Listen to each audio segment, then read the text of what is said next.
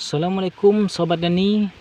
Nah, jadi sobat, pada kesempatan ini kita akan sedikit berbagi ataupun sedikit membahas tentang pemupukan. Nah, yang mungkin ini jarang orang lakukan, yaitu dengan menggunakan abu sisa pembakaran. Nah, jadi sobat, harus kita ketahui daripada fungsi ataupun unsur yang dikandung oleh abu sisa pembakaran ini sangatlah luar biasa.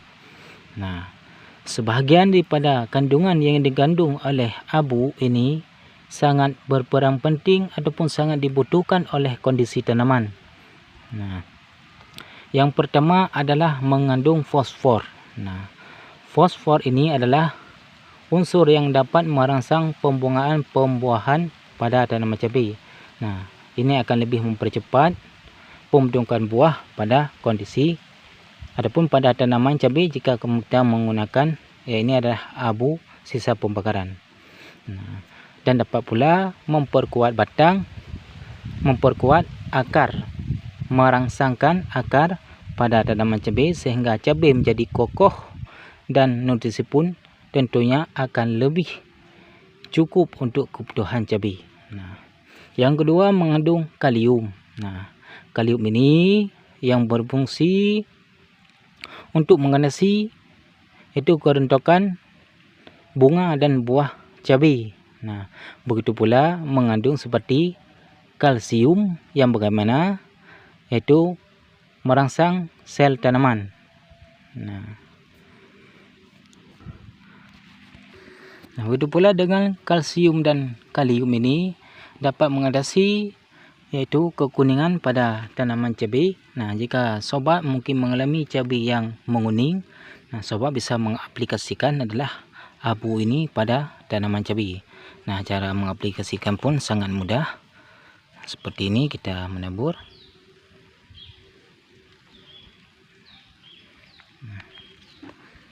Setelah itu kita aduk-aduk.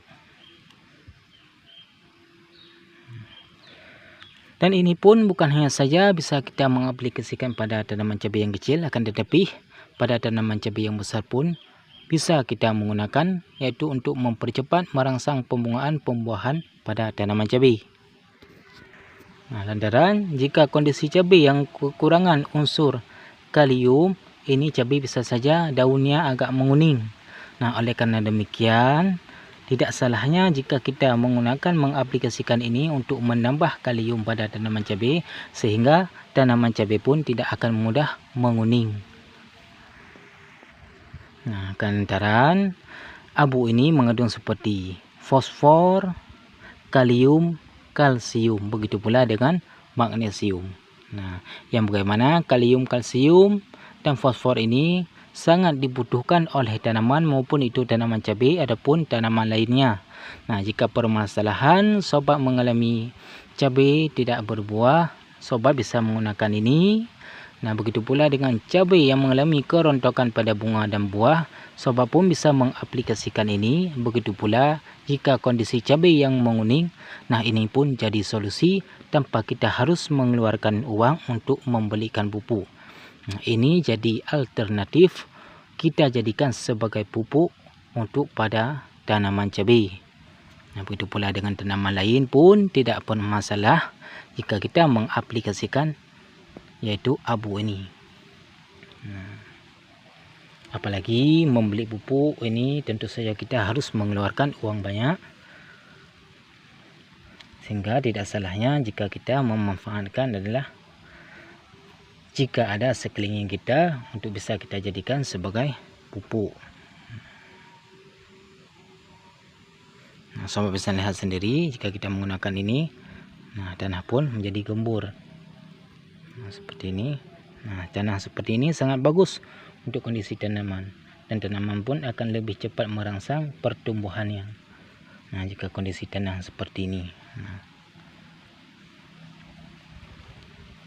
tanah pun akan gembur jika kita mengaplikasikan itu seperti abu sisa pembakaran.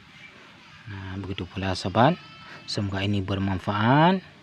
Setidaknya kita tidak perlu lagi mengeluarkan uang banyak untuk membelikan pupuk jika ada jalan alternatif tanpa harus kita membelikan pupuk.